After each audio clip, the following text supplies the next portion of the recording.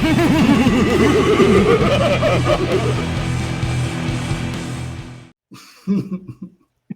right. Hello, and welcome to Secret Society REaD, where we read the dark, nasty, ugly, scary, horrible things of yesterday, and maybe today at some point we'll see, or even the day before yesterday. And of course, I am joined by Chris, our crypt wizard, and Bryan, our tomb licker. And my name is Virgil, the resident corpse choker. Darkness and doom to you, Chris. Darkness and doom to you. I have brought my friend Pin, with us today. As you can see, peeking over my shoulder here. And darkness and doom to you, Bryan. Darkness and doom to you both. All right, so we don't have a lot of cult business going on today, so we're just going to go, I think, into the review. I do want to say though that we will probably have a impromptu or slightly impromptu live show coming up in the next few weeks or in a week or two, but we'll have some advertising about when that's going to happen. And if you stick around to the end of the video, we will talk about what the next book that we're going to read is going to be. And our impromptu live will actually have a theme. We're going to be each bringing 5 horror movies that we would like to share with a larger group of people. Yes, yeah, absolutely. And as part of our review for Pin by Andrew Neiderman, we're also going to talk about the movie Pin that is based on this book. All right. Oh, yes, that's right. Thank you. Step back, Art. We all got the same book, too. We all have the same. I learned that word from Bryan. Chris said step back, yeah. Yep. I converted him. See, but technically, though, I don't know if this is step back or keyhole because it has the hole. I think this is keyhole, and this is step back. Well, there you go. I've learned from you then. I'm making it up, but that's my guess. That would make sense. So, Pin is written by Andrew Neiderman. Looks like the copyright says 1981. And Chris, this was your pick. This was a book that you said that you wanted us to read. So, do you want to talk about it for a second? What interested you? I do. I do. Goodbye. And the ultimate tease, I've decided to leave. I do. Okay, so I gotta bring this out every time. This is obviously a huge influence on all of us. I think Bryan and I especially loved horror when we were younger. It's almost all I read. And Virgil, I think you read horror when you were younger, but it wasn't not as much of a focus, but I definitely read it for sure. Yeah. Let me find this page here. Sorry about making you edit, or you can just keep this in and I'll just keep saying stupid stuff while it'll stay in. Yeah. That's the Bryan method. But yeah, there was 2 books that really excited me when there was a lot. I'm just seeing stuff like Witch House by Evangeline Walton. I want to read that. But yeah, this one and of course Blackwater are the 2 books that most excited me from Paperbacks from Hell. And I bought a copy of Andrew Neiderman's Pin soon after getting this Paperbacks from Hell, but I just never got around to it. And soon after that, I started the channel, and I'm not going to be able to find this. I figured it would have been in Creepy Kids, but then I was suddenly reading so much science fiction that Pin just went way back on my list. And right when you guys started talking about, I think Virgil, you were like, hey, that Blackwater video was super fun. You can find the Blackwater video, us 3 discussing it, which was kind of the origins of the creation of this cult. On my channel, you can go check it out on Liminal Spaces. But you said, what should we do next? And we made a list, and the first thing in my brain was like Pin. I want to read Pin. So that's why I chose it. Andrew Neiderman is an interesting writer. He wrote a ton of books himself, but eventually, sorry, I'm going to do this again. Don't look at the back of my robe. It's Pay no attention to that man who doesn't have a robe that covers him entirely. yeah, seriously. We'll have to cut that out. That's the cult secret right now. So Andrew Neiderman is closely connected to V.C. Andrews. V.C. Andrews wrote Flowers in the Attic. We talked a lot about V.C. Andrews on the last video. V.C. Andrews died in the late 80s, and they chose Andrew Neiderman to take over as V.C. Andrews. So like half of the bibliography of V.C. Andrews, maybe even more, is actually Andrew Neiderman. And when you read this and this, you can see why they chose Andrew Neiderman. Now, unfortunately, I haven't read this, but I know the story well enough and know the kind of content that's in there is stuff that Andrew Neiderman had written a lot about as well. So that was kind of, and just the premise of this, the quick synopsis. There's this family whose father is a doctor and has this anatomical model that's life size that he uses ventriloquism to talk to his kids. So the kids grow up learning things from this anatomical model, and then eventually the parents pass away and the kids are left with the model. And what kind of craziness ensues from the father doing this? What an incredible premise. I mean, just such a scary idea, this anatomical, life-size anatomical model. It's really brilliant. So that's why I wanted to read this one. Yeah, something I was really interested in when you brought this up is that this would not have been a book that I would have picked normally, which is why I'm excited to do this with you guys. This is just not a book I would have normally selected for myself, but well, without getting into it too much, but I had a great experience. And I really enjoyed that. And I enjoyed that this has sort of pushed me outside of something I would have normally selected. And I agree that the idea is super creepy. Like the concept is like real weird and creepy. And it's also, we had a conversation early too about like, yeah, we're going to end up talking about stuff that's going to be like difficult to talk about. And this book was like, oh yeah, we're going to go right into that. Like all the way in. Like we go like way into the stuff that's like, oh yeah, this is like hard to make content about if you just want to be bold-faced about it, which we're going to have to be dance around a little bit, but not too bad. Yeah. I've wanted to watch the movie for years and years because I knew that there was a movie, and then I think Paperbacks from Hell is what brought my attention to the fact that it was based on a book. And I have always had it in the back of my mind, like, oh, I really want to read PIN. I really want to see the movie. And I kind of just forgot about it, though, until Chris suggested it for this.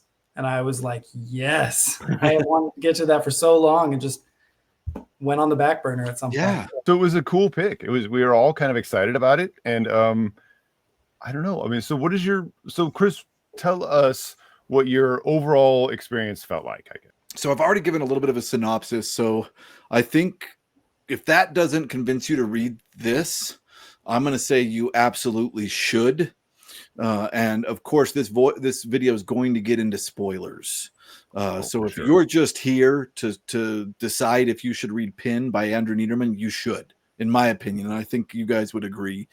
It's a really really wildly good book, and I was expecting a level of trashiness from this, just because of, Andrew Neiderman wrote a story about killer conjoined twins. Like it seems like it jumps into this weird pulpy trashy area, and the book doesn't read like that, and that was one of my first kind of experiences as I read chapter 1 of this, was like, this does not read like that. Although it deals with some really intense and some very nasty stuff, it presents it in such a way that is interesting, like watching a crime show would be interesting. Like how would the kids of a family be affected by the weird choices of these parents? And it's not just his dad. His dad uses PIN Leon and Ursula is the name of the brother sister duo in this book. Their father uses PIN to teach them about sex and about all kinds of other stuff. Like the dad seems more comfortable using his ventriloquism to be PIN and talk to his children than he does just being himself. And then you add to this mix a mother who has very severe OCD to the extent of plastic on all the furniture, and the kids like have to stand in one spot to eat a cookie, and then instantly she's cleaning the crumbs as they fall. And it's interesting because I knew people in the 80s that had plastic on all their couches. I don't know if you guys did too, but I think that was kind of a thing. And OCD, I think, was at that point just becoming a little bit more well known than it had been before that. So Andrew Neiderman really ran with that concept. But the mom seems to care more about the house and cleanliness than the kids at all. So we get some real free range kids, but we get this weird concept of what does PIN mean to them? And of course, what it means to Leon and what it means to Ursula when their children is similar. I think there's a kind of childish belief that they both have that PIN is real. Initially, without having read the back, I just knew this was about an anatomical dummy doll model and a brother and sister. But I don't know why I had this in my head, but for years I was always like, oh, that anatomical dummy is going to like come to life, and be evil. And so I expected a bit more pulpy trash as well. I expected it to go in that direction. And, you know, I don't think it's a spoiler. I think it says on the back that he's essentially the imaginary friend of one of these children. And this book has no tongue in cheek. Like, it takes itself wildly seriously. And I did not expect that. And I really, really liked it. This book, honestly, I think some of the themes and deeper meanings, I'm going to have to grasp at straws to get correct, because I think it would help to have like a psychology degree to break down some of what Andrew Neiderman is trying to get across in this. I think there's probably some really, really fascinating stuff going on. We had a guest comment a couple of times. I forgot who it was. Was it Cody that kept saying Andrew Neiderman wrote books to kind of work out his own therapeutic problems? I think Nick said that, maybe it was Nick. Instead of a therapist, Andrew Neiderman wrote books instead of getting a therapist. Yeah, absolutely. I do wonder though, like how much knowledge he had of psychology. Because just childhood development and how we grow and how we react to trauma and carry it with us through life. And there's a lot of interesting themes in here. And I thought this was a way smarter book, I guess is what I'm getting at, than I expected initially. Similar to what Chris said. So no, I totally agree. I wasn't sure what to expect, and I didn't even read the back before I read the book. And so I wasn't certain if the supernatural element would like come into it at some point. And again, I don't think it's a spoiler to say that it doesn't. But it deals with the psychology so well. And also, like, we say that, but there's never any like psychological talk.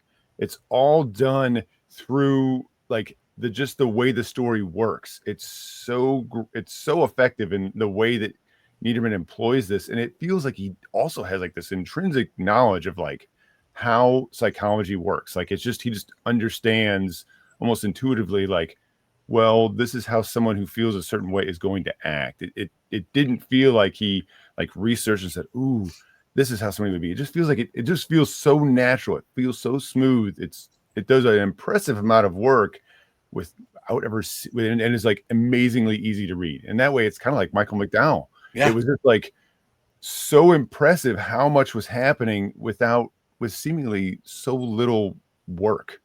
I just want to say, Virgil and I were talking off camera earlier about like prose and all this. And, you know, we kind of acknowledged that this book and Michael McDowell as well kind of have this straightforward simple text, kind of straight to the point, brevity sort of prose. It's not overly flowery or overly descriptive or overly anything. And that is kind of like my favorite kind. I just find it to be so straight to the point and effective and gets the point across without like meandering too much. Yeah, and it doesn't lack literal value because of that, which is amazing. And I think that to me, I kind of associate that with the 80s horror boom. I mean, Stephen King, he bloats, but his prose disappears and just plays like a movie in your head, just like Michael McDowell's did, and on Blackwater, and just like Penn did. I mean, it's this school of writing that is so incredible, because I don't want to just say it's simplistic and easy to read. The words disappear, and it allows your imagination to play like a film. I'm going to officially use this moment to take off the robe and cut to normal talking. Right. So this will be the moment where we say, okay, so that was the end. Probably from here on out, there's going to be spoilers. We'll just have to make that the thing. When we take off the robes, that's when the spoilers start. We'll say that's that. A great idea. It's a little chilly in my house, though. The only thing you didn't mention when you were diving in, Chris, about him using the father and doctor using the PIN, the anatomical model, using ventriloquism to teach his kids things. The only thing you didn't mention is that kind of starts by him very very innocently using it with his child patients. Yes. To be like, oh no, like this hurts. Like, yeah, you're going to be just fine, or whatever. Like it's kind of like him being a cute little doctor with because I think he might be a pediatric. I don't know if he's specifically a pediatric doctor. I think he's a town doctor. Yeah, he's like a town doctor. Yep. Yeah. So when he's dealing with children, he uses PIN to communicate with them, and his kids are a similar age, and so he'll kind of like do it while they're in the room with him and stuff. And then, so it's interesting that it's something that kind of starts from like an innocent thing. Yeah. Yeah. It starts from an innocent thing. I don't think the dad ever has the same love of PIN that the children end up having. I think you're right. I think PIN was just a tool. And probably ventriloquism is his hobby. So he's like, I have an excuse to use this. But he ends up giving these two children the sex talk. And this is a really interesting concept that I really enjoyed in this book that leads to some really wacky stuff. But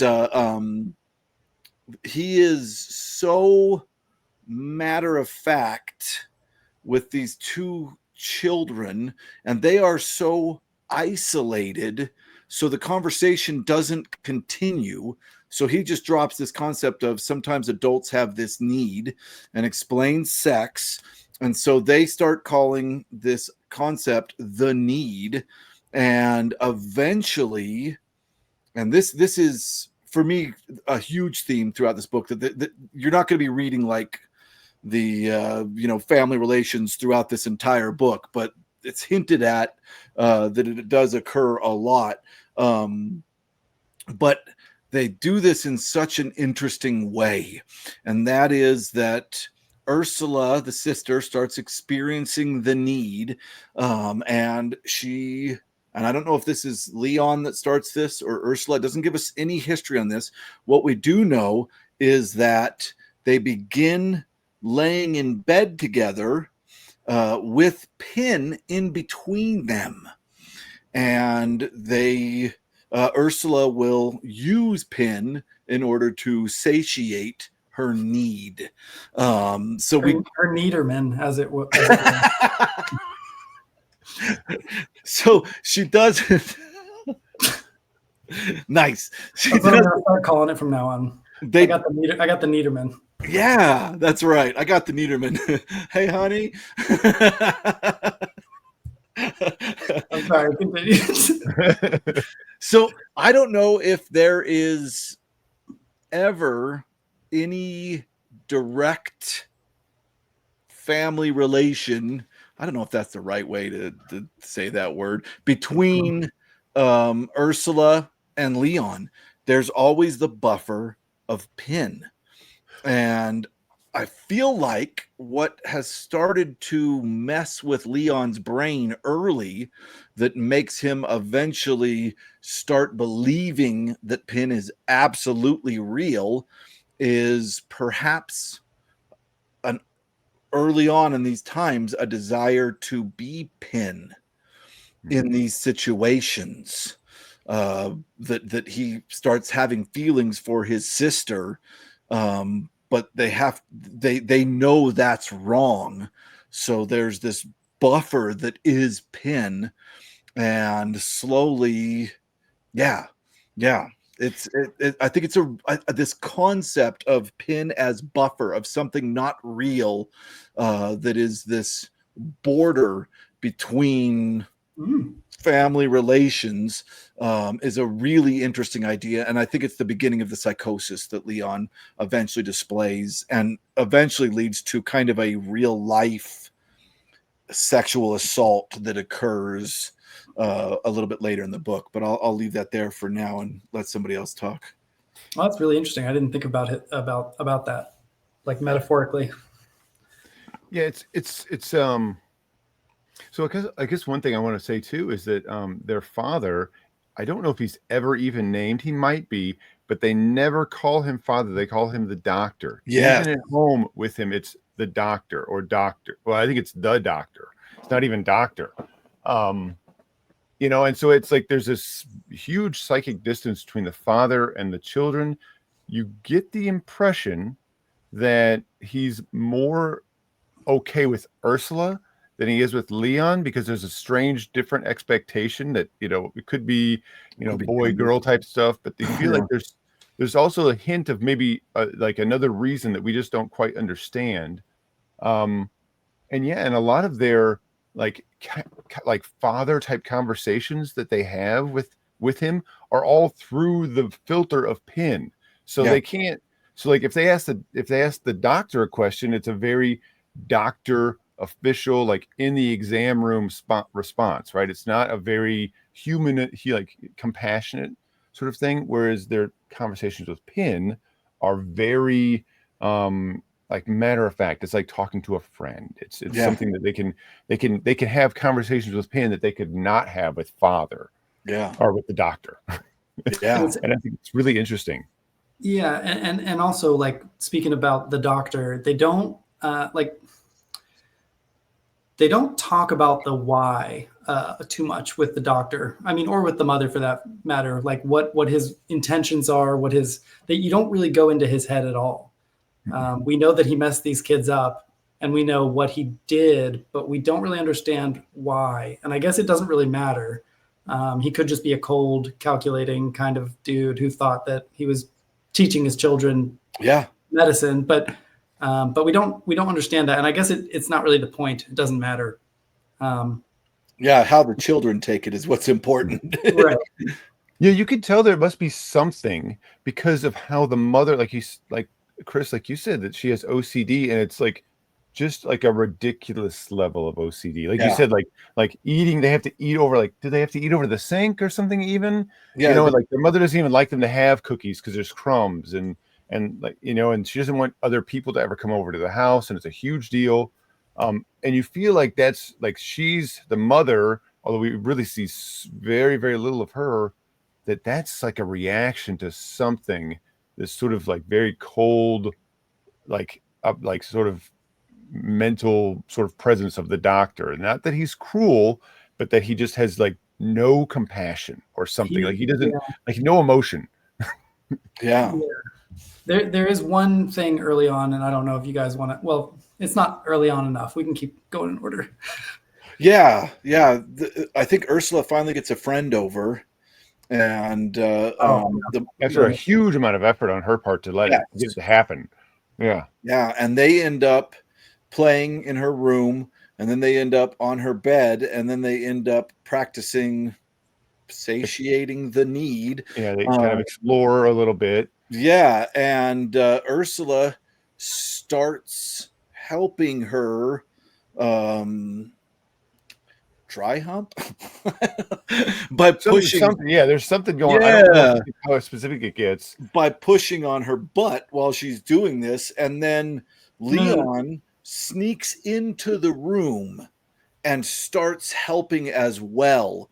And later we learn that the way that the need was taken care of by Ursula with Pin, that Leon would sometimes push on her buttocks in that situation. I know this is weird. I don't remember that, but that's absolutely Well, it happens in the later scene when he forces another interaction with Pin. Yeah, I remember that one. Yeah.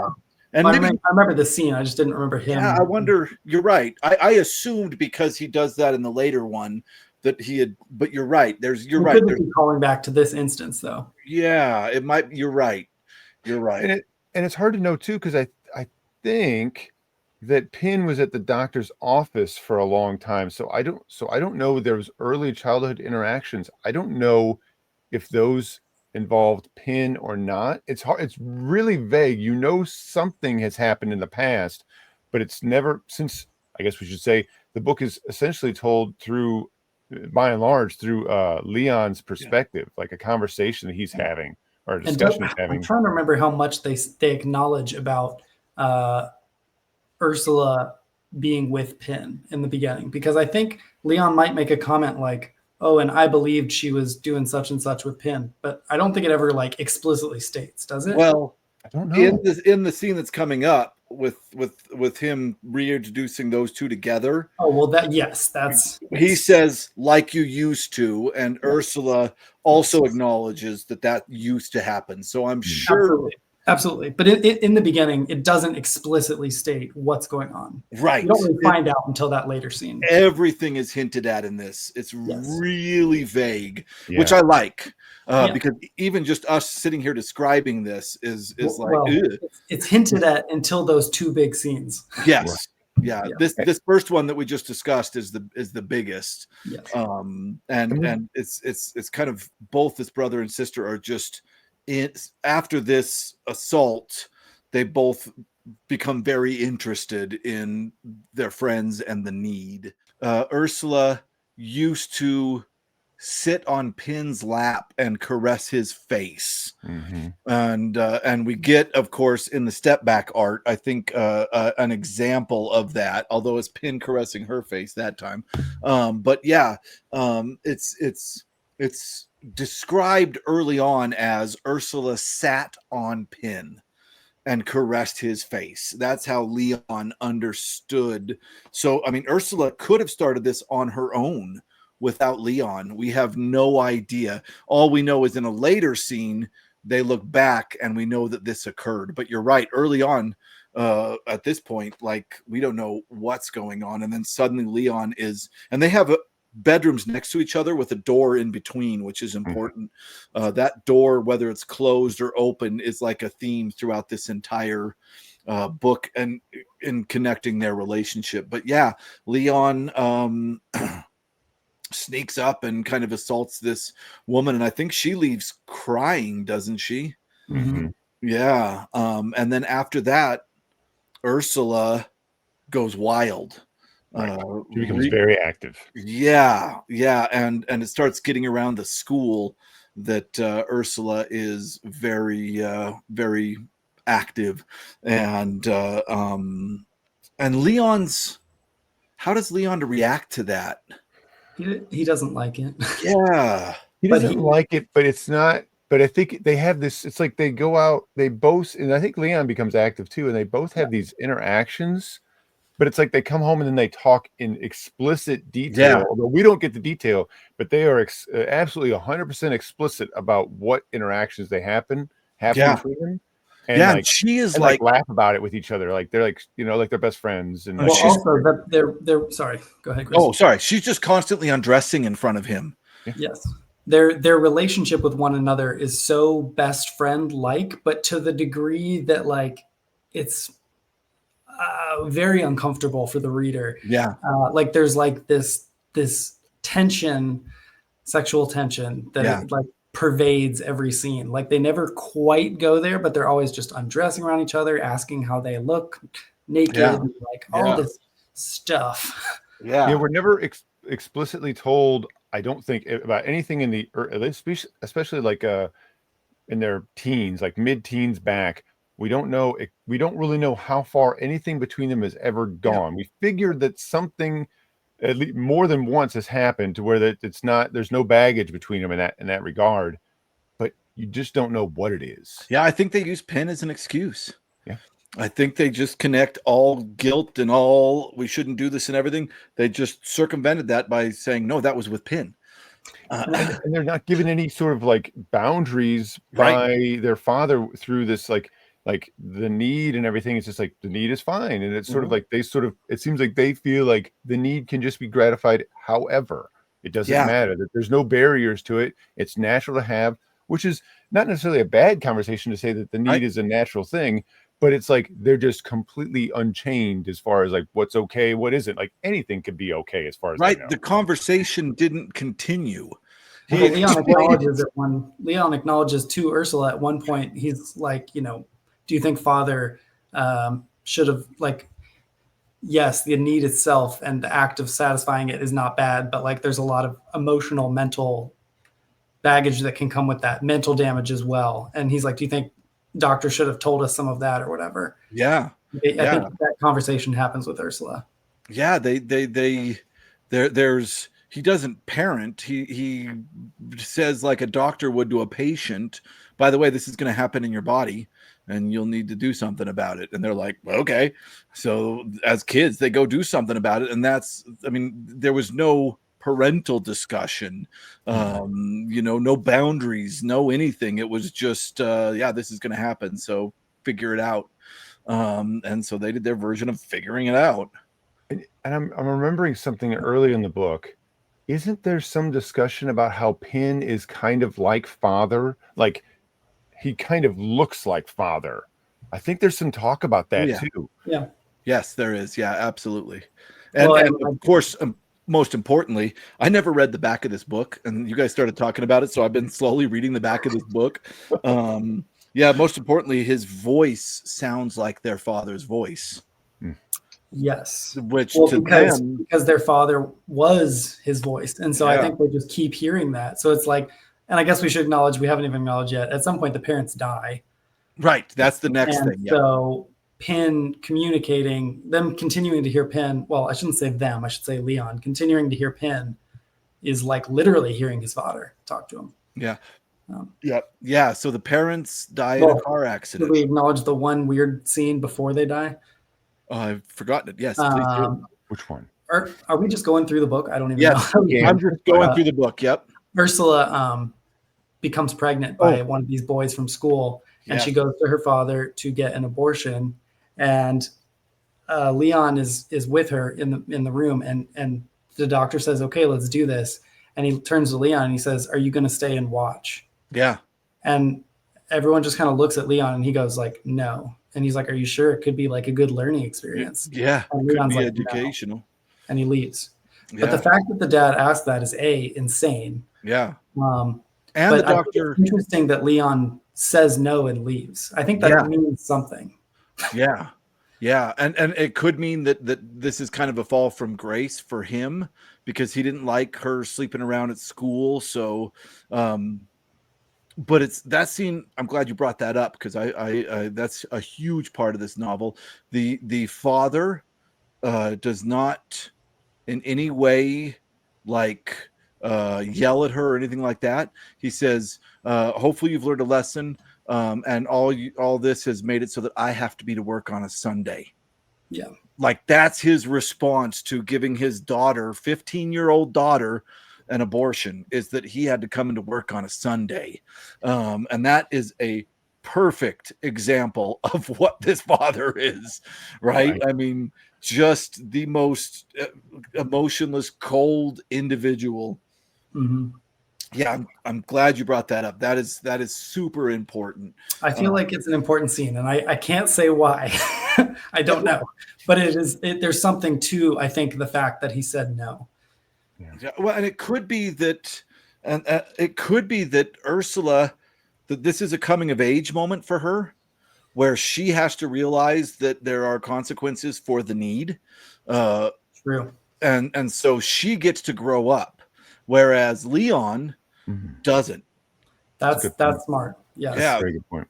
That'd be my guess. Because that is actually a bit of a turning point. I mean, Yeah. we don't specifically know whether Ursula ever believes that Pin is real or she's just going along with childhood fantasies that her parents are throwing at her.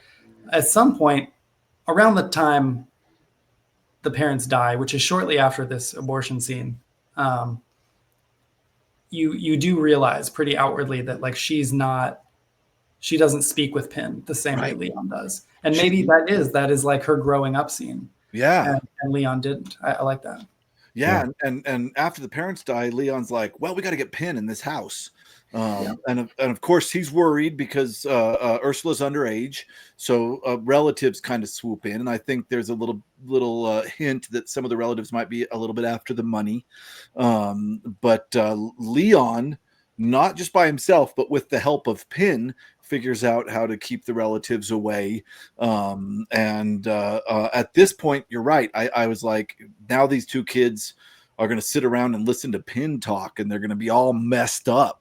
And that is absolutely not the case. Leon starts sitting around with Pin, and he's all messed up, and he's listening to this dummy. And we start with, and Virgil, you brought this up before we started recording. This is a slow process, and I'm going to give my one negative to this book, and it's interesting because it also happened for me in the movie, but we'll talk about that when we get to the movie in another video. But a little bit of the middle of this, for me, there was a bit of a slump. I kind of put it down and had a slight hard time picking it up in this middle section because it seemed like I didn't know what was going on, and the book didn't seem to have a direction. The parents were dead. There was all kinds of creepy hints that Leon really wanted to be with his sister, and they were living together, and Pin was there, and I was like, what is the point of this novel? It was hard to see where it was going for a little bit there. I can see that. Just a small part, that's not a negative that you shouldn't read this. You absolutely should. You might just have a hard time picking it back up in that one little section. So I agree. There is a point after that happens where there's this moment where you're not really sure what the book is going to do. You're like, what is, so like, I know what's happened. So hey, look, I've got the setup now, we've built this, but it's like, it takes a while for what that building to like bear fruit. And you just kind of, there's a small section there where you're kind of like waiting, and there's still a little more setup happening before this back half of the book where it picks right back up again. So there is that moment. I agree. And something else I meant to say, or two things, that I don't, maybe it was just me and my perception of this book when I was reading it, but when that abortion scene, I had this weird feeling of like, does the doctor think that Leon is the father? And I kind of had this weird moment where I thought, I couldn't tell. It was, again, the doctor is so hard to read, and you're just not sure. Like it's almost like the doctor knows that they're doing this thing with each other. Like he kind of knows about it and doesn't really like let on or doesn't stop it. I didn't get that. I didn't pick up on that, but it very well could be a thing. It could just be like one of those things that I was wondering if that's what was happening. If I knew that he wasn't, but I wondered if the doctor thought that. So that was one thing. And then the other thing is, like I said, this is mostly narrated by Leon. And that we get Pin talking directly within quotation marks, like he's a regular character all the time. It's not Leon saying like, and Leon imagined Pin, like Pin's talking all the time. He's a character in this book all the time. And what's so interesting about that is that it's not until, like you said, like the parents are dead and he wants to bring home, that you start to realize that Leon is the only one who hears Pin. Yep. You're not sure. Like you thought that Ursula and like Leon were playing this game, and they just kind of like, again, we're both kind of like infantile or childish in this sort of game, and they kept playing it even to the teens. And you realize that sort of at that point, like she's been pretending for a long time and just kind of going along with her brother, you know. And the doctor didn't even like Leon to talk to Pin when he wasn't around, because that's a thing that was recognized as well. You know, he didn't like it. And Leon is so excited, which makes you even wonder, because in the book, the accident just happens. You're like, it makes you wonder, although there's no necessary evidence about it, if Leon had a hand in there, if there was something going on there. Right. Yeah, There's this, you suspect, but there's nothing that ever was said. So I don't think it is, but just I'm glad you acknowledged that Pin is talking throughout the book, though, like real quotations, like a real character, because I thought it was so brilliant, because I started to pick up pretty quickly that every time Pin talks and someone might say something, someone else other than Leon, you might think, oh, that's a response to Pin. But really, it could every single time have been a response to the thing someone else said before that. Yep. So well done. It's so easy to lose that thread and be like, oh, wait a minute. That's not happening. They don't hear Pin. Ursula doesn't hear Pin. Yeah. Ursula isn't imagining this stuff. Brilliant. Yeah. So Leon's head is a loud place to be, I think. Truly. I mean, yeah, there's constantly voice talking in his head. And yeah. You brought up earlier, Bryan, and I wanted to, I don't know if you brought this, I think you brought this up while we were recording, or maybe before, this concept that we expect this doll to move and come alive. And I think that's one of the really fun driving forces of this novel. It makes me think of the movie The Boy. Did either of you see this movie? Mm-mm. I think so. Interesting. We'll all have to watch it sometime. It's a creepy doll movie where a governess is hired to take care of this young boy. And she goes out into the country and she's moving there. She has to take care of this young boy for like 6 or 7 months. And she gets there and the young boy's a doll. And like, they never said the young boy was a doll. And they're like, you have to feed him at this time and you have to put him down. And they're going through all this shit. And there's just this doll sitting there. And then they leave. And about 2 weeks later, she gets an apology letter from them in the mail. Like, I'm sorry we did this to you. We had no choice. We had to get away. And she's just in this creepy house with this freaking doll. Yeah, it's really worth a watch. I really want to spoil it right now to explain why I think these two are connected. But now I don't want to, because I want you guys to watch this movie. It's really good. That sounds awesome. But this is similar. Like, Yeah. I kept waiting for Pin to move.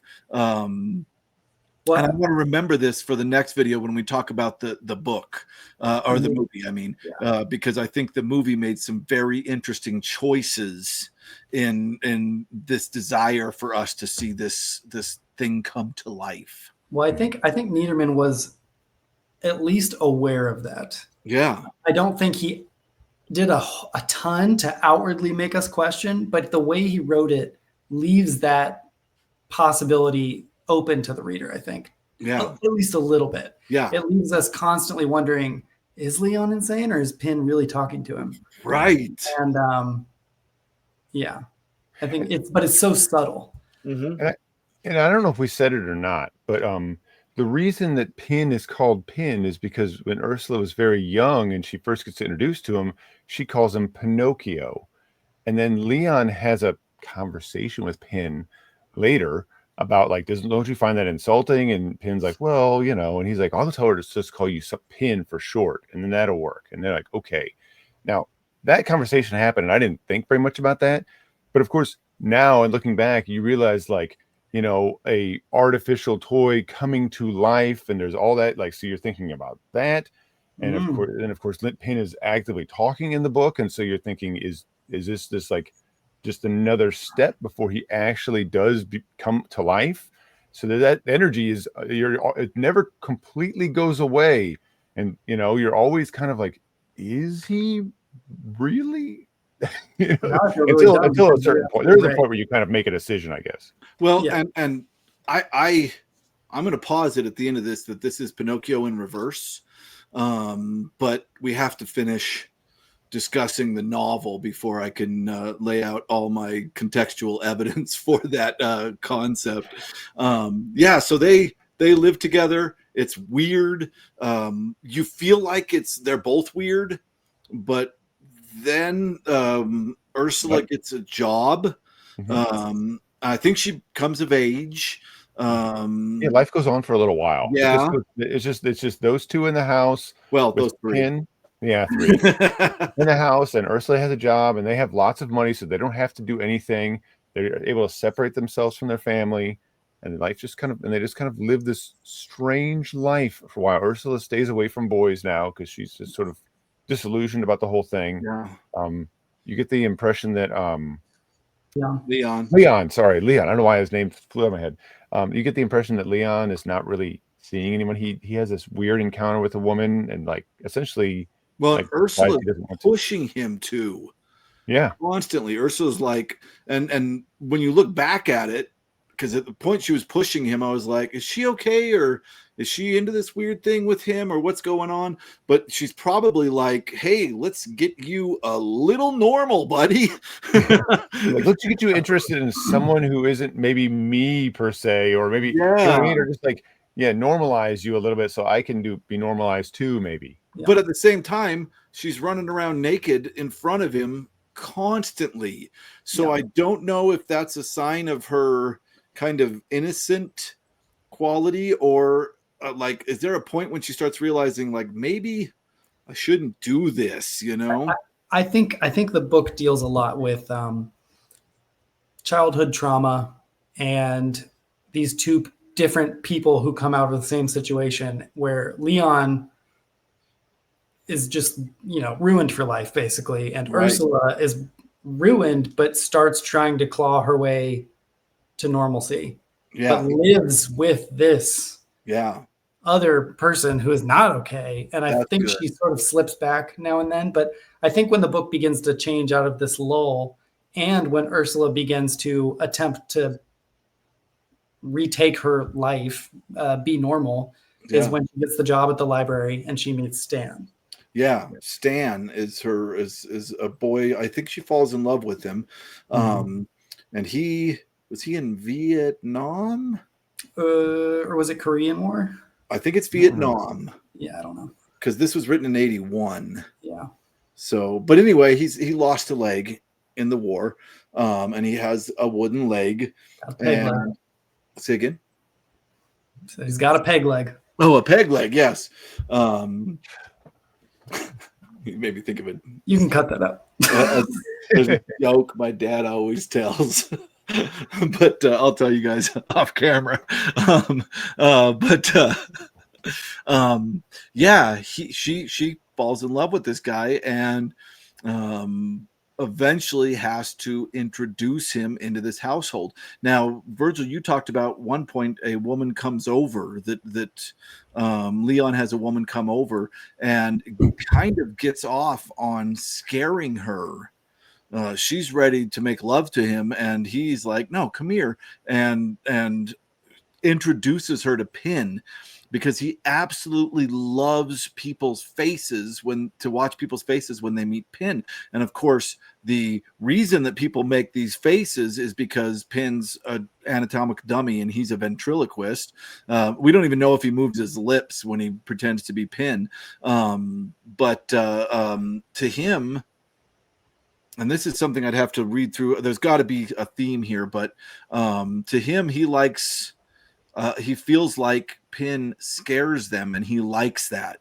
He doesn't realize that what scares them is his own insanity. He feels like people are afraid of Pin, which I found really interesting. And he's ready to do this same thing with Stan. And she introduces Stan into the house, and he has to kind of accept this. And I think we have to talk about Leon's poetry, because it's so interesting. This is again where we go back to like me thinking there's some sort of psychology thing going on here, and I don't quite get it, but it's weird. Yeah. So I guess whoever wants to talk about that. Well, yeah. So the poetry was really fascinating because, so obviously Leon is writing this epic poem in the style of something like the Odyssey, and his heroic character in this sort of Greek mythic type, I don't even know if it's set in like ancient Greece, but that doesn't matter, is Testes. right? Roll As in testicles, by the way, if you don't get the joke. And Testes' quest is to impregnate and have as many children as possible, so that because I don't know if Testes thinks he's a god or what it is, but he needs to have as many Oh no, children. he's interested in. So they bring up Beowulf is who they connect it to. That's right. And there's also a connection to not Grendel, but who's the first myth, the earliest from Babylon. Gilgamesh, or yes, Gilgamesh. okay. So Gilgamesh, of course, is obsessed with immortality, and Beowulf in the poem they talk about immortality as well. So Testes is obsessed with immortality, but instead of like Gilgamesh deciding that or Beowulf having your story written as a hero makes you immortal, Testes decides that the best way to be immortal is to have as many children as possible. So all he does is any woman he meets, he tries to impregnate the woman.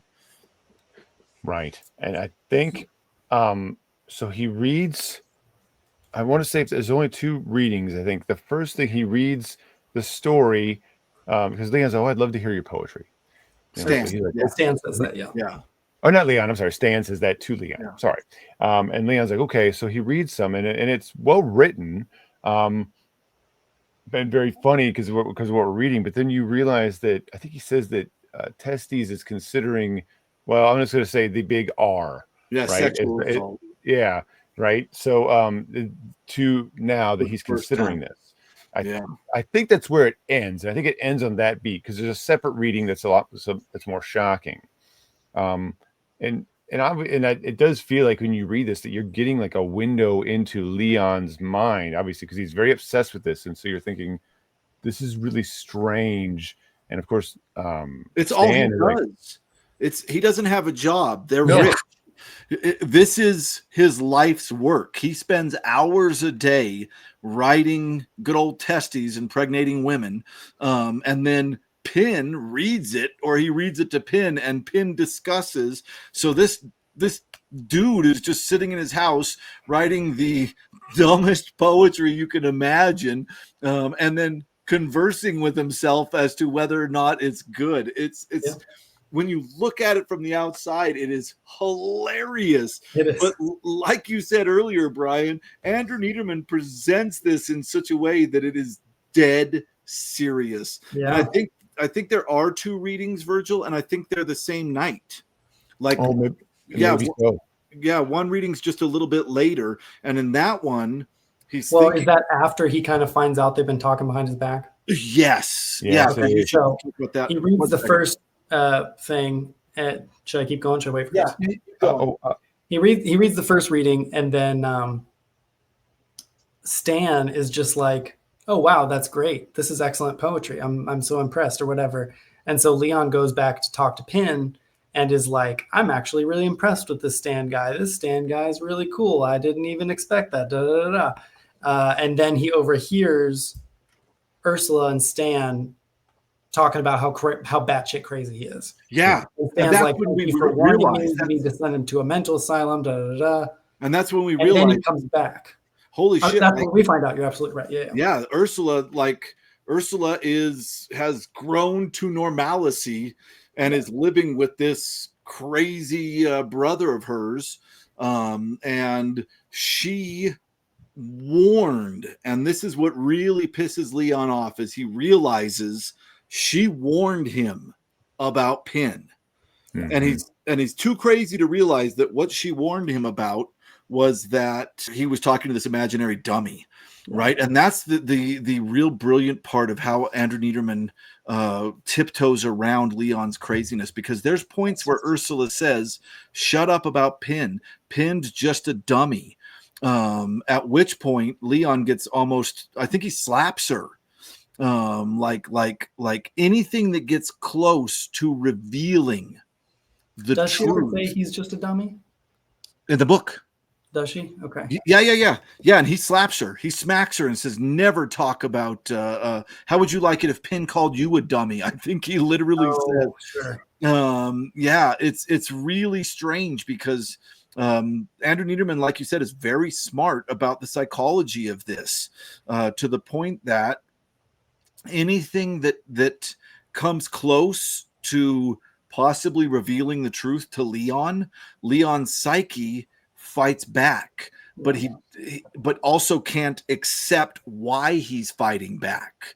So he's like, oh my God, she talked about Pin. She talked about you and I, Pin says. She talked about us to Stan. Well, why is that a big deal? And of course, Leon can't answer that. And Pin doesn't ask that. They just sit there and go, oh my God, we're losing her. Yeah, she's a traitor. We're losing her. And then he goes out and reads this other stanza. And this other stanza is him considering sexual assault for the first time. And this person is walking towards him, and he's getting ready to force himself on this woman. And when the woman reveals herself, it is Testi's sister. And that is like the central image, I think, of this entire novel, really. Well, it's interesting you said that they officially, like maybe they tiptoed around it, but they really reveal what his sister thinks about him in that scene where it is revealed to Leon, which I think makes it that much more impactful to us as the reader, because we're getting it at the same time Leon's getting it.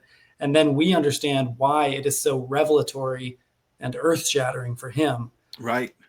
And then I wonder, too, would he have even read that paragraph if his world didn't just shift?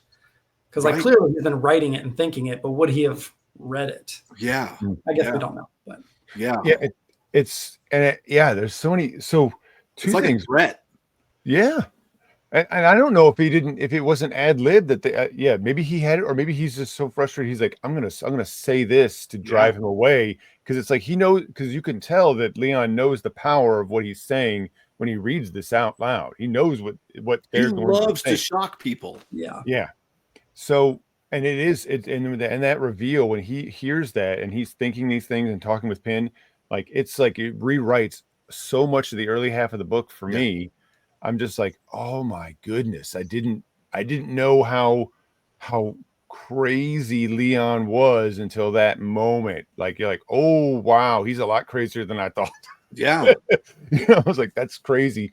And the other thing is I'm not sure about, and this kind of goes back to something we said a little earlier, is when Pin talks sometimes, is it just in Leon's head, or is he just mouthing it and everybody's hearing him, and there's never a clue as to which one maybe there's not a clue as to which one we're getting, but I think sometimes it's out loud. Yeah. I think he's doing like his dad. Yeah. Not to jump into the movie, because we're not doing that yet, but the movie does acknowledge it. Yes. Yeah. Yeah. But the book does not. Yeah. Right. Yeah. But I think that that's the hint that I took, is that he's doing the voice of Pin, because, and you guys might be right. I remember. Oh, wait, sorry, not to cut you off, but there's the whole scene with the intercom system. Yes. Where he's yelling through it as Pin. Yeah. Right. So that implies that he probably does. Which is the next part, which is a good place to go. The first tactic that Pin and Leon come up with to bring Ursula back to them away from Stan is they plan this. And the whole time they're planning it, it's like a whole chapter of them planning where he's going to bring Pin upstairs. No, he's going to leave Pin downstairs at the bottom of the stairs and shine a light on his face, or leave the lights on or something. And then he's going to use the intercom to call to Ursula. Pin's going to use the intercom to call to Ursula so that she'll come down. But we don't know what's going to happen. Like, the entire time he's planning, we don't know what the plan is. It made no sense to me. And then, of course, isn't there a part where Pin says just something? Pin can't do the intercom. Doesn't he just say, you just do it? He's like saying, do this, Pin, and Pin's like, yeah, but I can't do that. Or like, that's hard for me or something. There is a little bit of that. And a detail too is that this intercom system is something that Leon installs when she's out for the day. Yeah. And she doesn't know that he has like access in his room under his bed or something. Yeah, He's got like a mic under his bed, so he's laying in his room with the door closed, like talking, and she in thinks Pin's it's like voice. coming from downstairs and stuff. Yeah. So this whole thing, like Pin is like literally calling to you, And it's messing with her. But Yeah. if you think about how it's messing with her, she knows Pin's not real. right? So she's just in this house with her brother. She's screaming into an intercom in Pin's voice, and she's just like, my brother's fucking nuts. But that's his whole goal is to convince her that Pin is real, or remind her Yes. that Pin is real. Yeah. And there's a little bit of doubt there, I feel like, in Ursula as to what, when she wakes up and hears it in the middle of the night, there's a little bit of doubt, like, am I hearing my father or something? Like she's wondering if something's happening to her or if there's something supernatural happening. I'm not really sure what she thinks, but you can tell that she like doesn't think Leon's messing with her or isn't certain. She's like doesn't really know where to go. So she's kind of gaslit in that sense. So she doesn't really know what's going on. Right. Yeah. Yeah. It could be that she knows exactly what's going on and she's terrified of her brother going insane, or she might not understand the intercom and go, how is he doing this? Or there could be that childhood wonder, like, wait a minute, is Pin actually real, or is it my dad's voice? The whole time it's like Leon is right, Pin is real or something. Yeah, yeah, there's like and weird moment, and it's perfectly played because you're just not given a direct answer as to what she thinks, so you just don't know. You're thinking like 3 or 4 things could be happening in her head. Yeah, it's really strange because as I read this novel, I sometimes like to zoom way out and just be like, okay, what does this look like? Mm-hmm. Like if Ursula is sane, what does this look like? And Ursula definitely is a part of this. She's not 100% a normal person in throughout most of this. Yeah, now we're to the part. Maybe the most horrifying part of the whole book. Yeah, definitely. And for me, it was, where he decides that it's not working. And he straight up brings Pin up the stairs. Ursula freaks out. She says, you said you'd never bring him up here. And he says, well, he'll be more comfortable in my room. But he eventually forces her, the straight up essay, to relive the need with Pin. Which clearly to her at this point in life is like a traumatic thing from her childhood. She wants to forget. Yes. She knows she did some weird stuff and she does not want to acknowledge that. She wants to distance herself from that. She does not, totally. Yeah. And he gets involved. He puts his hands on her. It's still, he's able to in his brain, I think. And he says afterwards, oh, finally, Ursula and Pin have come back together. Because to him, that's what this is. He needs to bring Ursula back into the fold of being with Pin.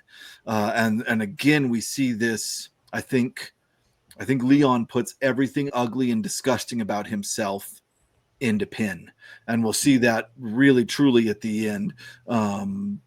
Everything that is gross Leon, that Leon wants to do but doesn't want to admit to himself that he wants to do, is Pin.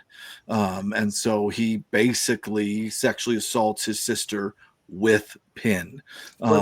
It's especially horrible because I think he understands that she is traumatized by stuff she did as a child. Yeah. And he is pushing and pushing and pushing, not physically, but also physically, pushing and pushing and pushing her towards doing this. And she is saying, no, no, no, no, no. And then she kind of gets into it. Yes. At least Leon thinks that. Good point. Good point. Yeah. And then it's over and she's like crying and screaming at him. Yeah. Yeah. Yeah. So it's a rough scene. That's the rough.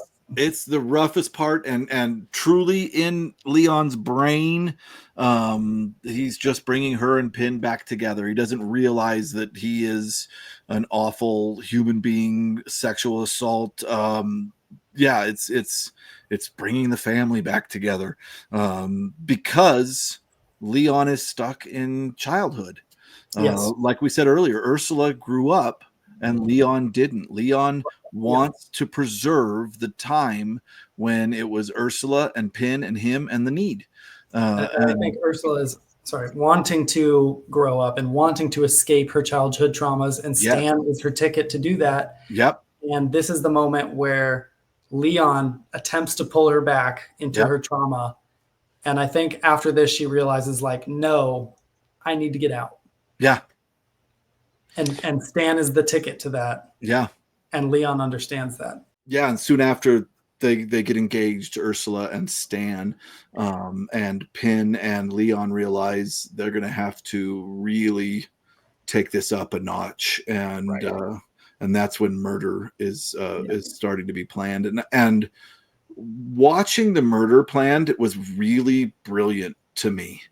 I really enjoyed this because Andrew Neiderman was smart enough to keep the theme of the fact that Pin was the doctor's assistant, and that this Leon grew up with this doctor that was constantly training him in medical stuff. And the way that they decide to kill Stan is incredible. It's mostly Pin suggesting the horrible things. Again, Leon, Leon pushing off all the negative of himself on Pin. Yes. Right. Yep.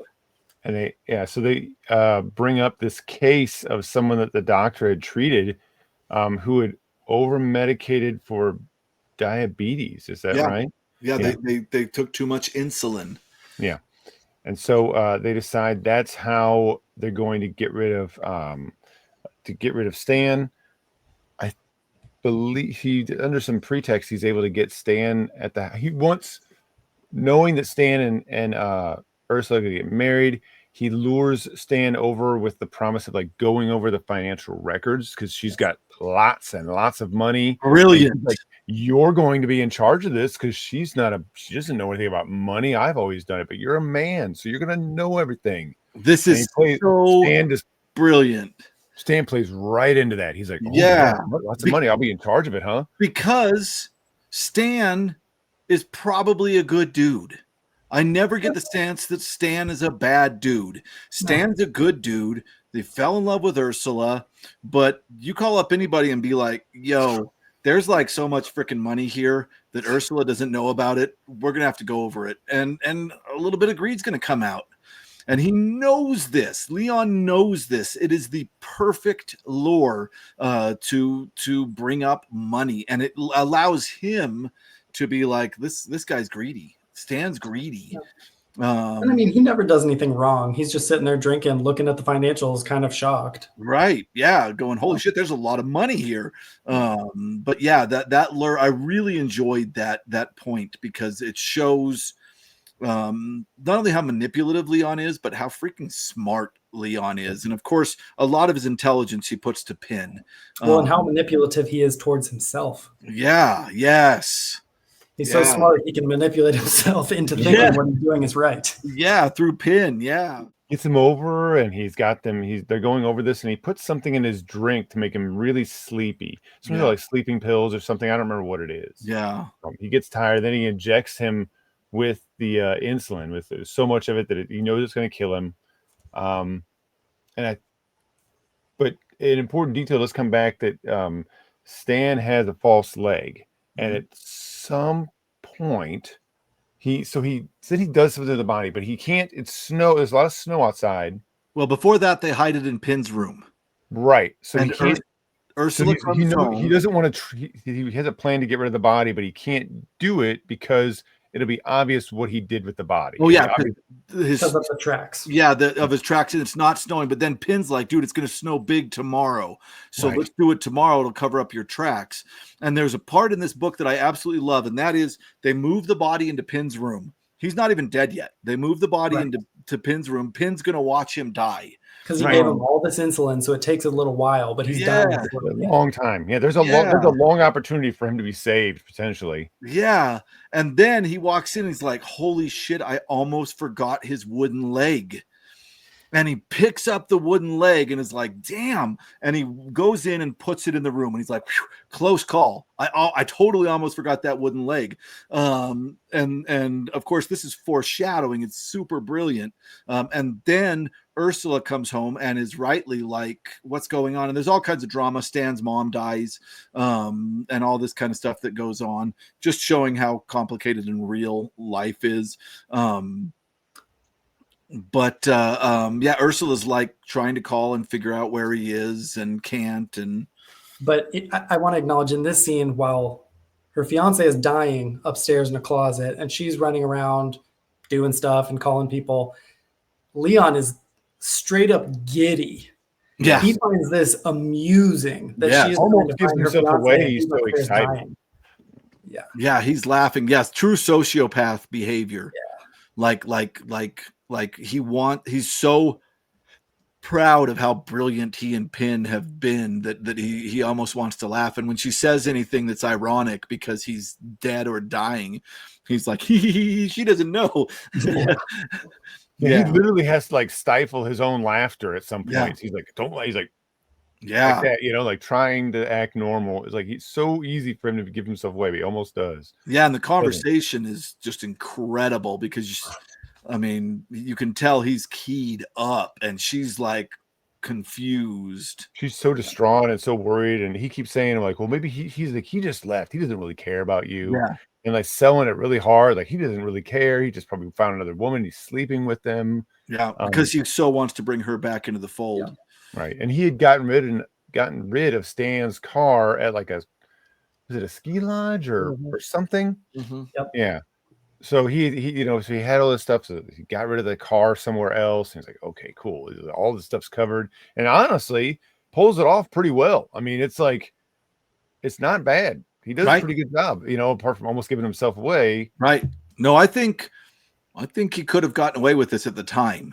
Yeah. In the early 80s, and who knows? But I feel like the novel is trying to present that this was very smart in the way he did this. Yeah, it's very plausible. And there's a whole strategy with buying the insulin because it's a lot, and how he goes to different places and buys a little bit, and a whole thing. I'm like, it's really well, like he really thought about it. Yeah, it's well done. Now, of course, the next day comes. He does get rid of the body. Yeah, Ursula goes to work, and it starts snowing. Go ahead, Bryan. No, I was just going to say, I can't remember where she goes, but yeah, she just goes to work. Right. Yeah. And the head librarian has like some kind of sickness. So she goes into work to help her because she's got the flu or something. But yeah, this it starts snowing. So he carries the body to this pond, cuts a hole in the ice and shoves the body down with some weight in it. I think this is an important scene too, though, because as he's dragging the body, like he's clearly just this weak little guy. And he is like, at some points he's like, I can't even do this. I'm like mentally taxing out. But he also like, as the body's like flopping around and he sees it, it says like, this is the first time he's really like realizing what he has done. Yes. And he's a little troubled by it. You can see. Yeah. Which that's the only reason why when you, Virgil, were talking about how earlier maybe he killed his parents, I don't think so. Because in this scene, he starts to question what he's done. Yeah. That's a good point. That's really good. Yeah. Yeah. And it's just a wonderful scene to read. I know that sounds terrible, but the way it's written is brilliant. Like this struggle of walking with a body through the snow. And I always think stuff like why isn't Leon like, hey, Pin, can you lend me a hand? And we talked about anybody that gets close to revealing the truth to Leon, he suddenly rages against. I think Leon also fights against himself for any thoughts that will bring him close. It's interesting that Pin's in a wheelchair. And I think that to Leon's mind, Pin has this kind of sickness that he can't move around. Like it's never described. It's never said fully in the book, but we get this sense that he and we're going to get to it in a minute. He really believes Pin is real. And he really believes everybody else that sees Pin knows Pin is real. So yeah, I loved parts like this where where Pin is like, this is what you got to do, but I can't help you. And so you're right. He's not the strongest man in the world. He's like, this actually, that makes me realize for the very first time here, as we're talking about this, that as he's sort of having these thoughts of like, he doesn't outwardly say he regrets it, but he's like, this body is like, this is a dead body. This is like, he's starting to have a few thoughts that are like, what the hell did I do? And maybe that's because Pin is in the house still. Yeah. And doesn't have Pin there to back his thoughts off of. He's away from Pin. And we could get into the conscience and Pinocchio, and maybe there's a little cricket on his shoulder all of a sudden. Yeah, there's not. That's not part of the book. But it is weird that he's away from Pin. You're right, and suddenly has pangs of conscience. Yeah, and it's hard for him. He said it was almost too hard to do. He finally does do it, but it's like, I mean, like exhausting and super taxing for him to do it. It's very difficult. Every time he drops the body, he's like, oh my God, I could get caught because of this. This print in the snow could give me away. I'm an idiot. But sometimes he's just like, I got to. Yeah, it's a really harrowing scene. And then he goes back inside.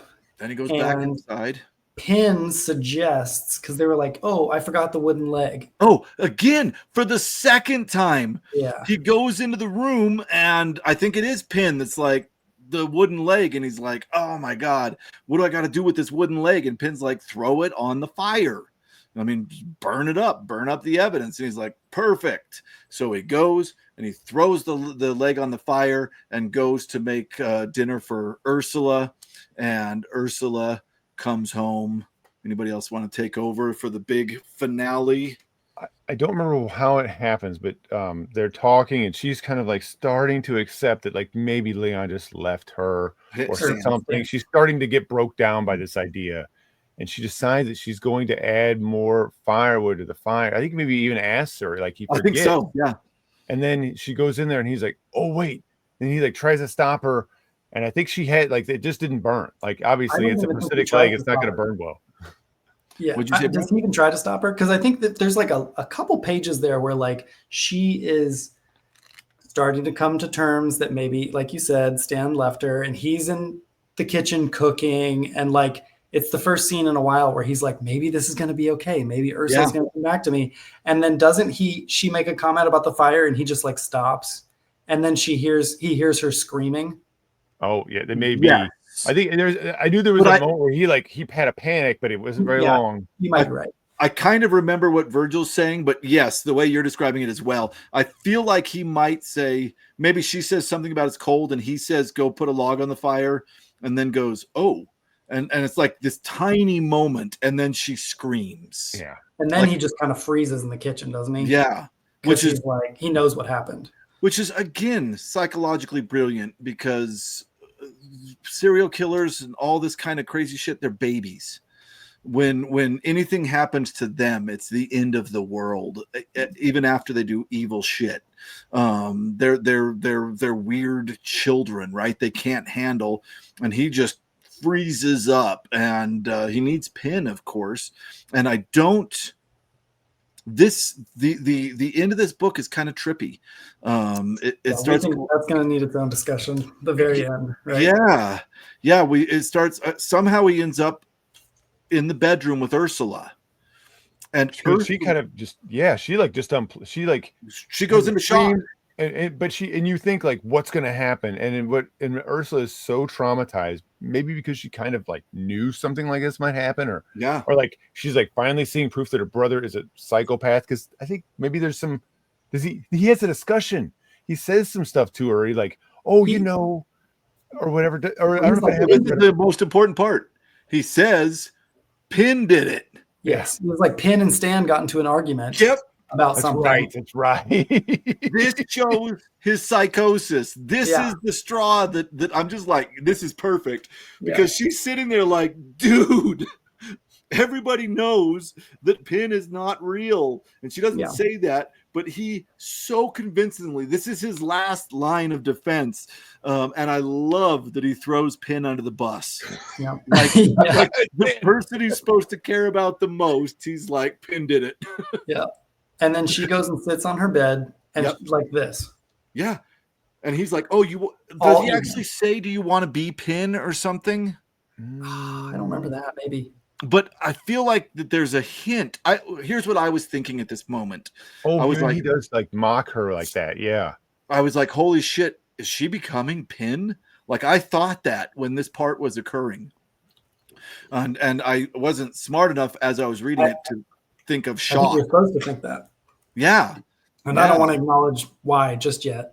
Okay. Because we're not quite to the ending. Right. Yeah, doesn't he just go to bed? Just comatose for hours, and he keeps trying to talk to her, keeps trying to be like, it's okay. Gets angry. He gets loving. Yeah. And then finally he's like, whatever, I'm tired, and he goes to bed. Yeah.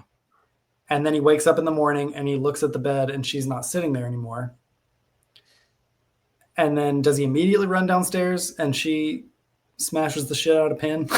So he goes downstairs to find Pin, smash the shit. Okay. Yes. I don't think the smashing happens. You're right. Yeah. I thought that was just brilliant. Yeah. Like she knows intuitively, or she figures out like that's how I get back at him. Yeah, she doesn't call the cops. Nope. She doesn't do any of that shit. She's just like, you killed the person I love. I'm gonna kill the person you love. Right. And it's like, and it's that level of impact to Leon. It's like it literally destroys him. Yeah. It's amazing. I was like, that is so brilliant. So brilliant, because I didn't want it to end with her being Pin. That didn't make any sense to me. Or like just calling the cops, and then it's like there's a caught thing. It's like, it's like this is so good. Just perfect. Yeah. And then how much do they show before we cut to that like final scene? So he starts to all throughout the novel, and actually Virgil pointed this out to me. This was super smart, Virgil, corpse choker. All throughout this novel, he starts feeling numb in his hands when he's having like craziness. And this numbness at this point, the death of Pin brings this numbness onto him. And whenever he feels like someone is threatening his relationship with Pin. Yeah. And he sits down and he, like Ursula, goes into shock, but it really points at the concept of him becoming Pin. And the movie goes much farther. We'll talk about that with the movie. In this one, I didn't get the sense that he switches personalities, but he freezes like Pin. He becomes a dummy. He becomes a vegetable. Yeah. Yeah, like catatonic almost. Yeah. And the reason I use the term dummy, it's what Ursula calls Pin earlier. But this is the end of the novel. It's my turn. I go, she said, and lifted the opened book from her lap until she held it close enough before her to begin. The adventures of Pinocchio, she began, once upon a time. And that's where the book ends. And at first I was like, interesting. But the more we've talked about this, and this is the beauty of doing this with other people, because I don't know if I would have gotten this. And I also think I needed the movie a little bit to get this, because I forgot about that earlier line where Ursula called him Pinocchio and then shortened it to Pin. But I think this story is a retelling of a horror retelling of Pinocchio in reverse. In this story, the boy becomes the dummy instead of the dummy becoming the boy. And I think that's super brilliant. I really do. Yeah. That's great. Yeah. Yeah. Well, and really I want to acknowledge briefly, well, maybe not briefly, but if you say what you want to say. Virgil. Oh, I was just gonna say, yeah. And it's really only this conversation that as we started talking about it, like a little bit before, and as we went on, I'm like, yeah, all that evidence was there, because I noticed the numbness and everything, and I thought, oh, that's interesting. You think of it just as being like part of his psychosis, but I'll briefly geek out about how much I love doing this with you guys too, because I really like this book, but after this past hour and a half, I think I love this book. Me too. And only because like we've broken it down like this. Yeah. But I was gonna say, so I do want to talk briefly about the first scene of the whole book. Ooh, let's do. The prologue, literally. talks about someone sitting in a chair, looking out a window, seeing children walk by, hearing her, you don't know who, but hearing her saying things in the background, and you kind of understand what he's like. It's like someone's internal thoughts. They're like, I kind of understand what the words mean, but not entirely. And sometimes she's mean to me, and da da da. And then it says like, oh, it may. And then the last sentence is like, it reminds me of something. I can't think of it. And then it's pin. I say pin, pin. And as soon as I'm able to say it, it all begins again. I totally forgot about that prologue. And so I was like, I kept thinking as I was reading it, like, who? Because I was like, it's not Pin sitting in the chair. Who is it? Right. But I didn't make the connection that it was Leon. That's brilliant. I mean, the book almost spoils itself at the beginning if you're really paying attention. It's bookended in time. It ends where it begins. That's brilliant. I didn't realize this was a circular narrative. I completely forgot about that prologue. Yeah, the prologue is really important. I actually went back after I finished the book. I went back and just read the prologue to try to make sense of it, because when you first start it, you're like, I don't understand, and then you kind of forget about it. Yeah, and I think you have to kind of go back and read it again. Yeah, you're right. That is a fantastic prologue. That's great. And there's even evidence of like stuff going on there, because I remember from that prologue too that like that Leon basically says, of course we don't get names, that Ursula would like even undress before him to try and get him to react. Yeah. And she'll do things to get him to react, but he doesn't. You know, and she's just kind of like, oh, and finally she just gets up and like sits naked on the bed and is just like, you're just, you know, and just like talking to him, but he's not responding. And well, I think that shows too, while Ursula was attempting to escape the trauma that happened to her and withstand, she almost did. When all this went down, she went right back to it. And I think her and Leon in the end are both not okay. She does not call the cops. No, They live in this effed up relationship for, I assume, the rest of their days. Yeah. And just a hint, so you watch the next video.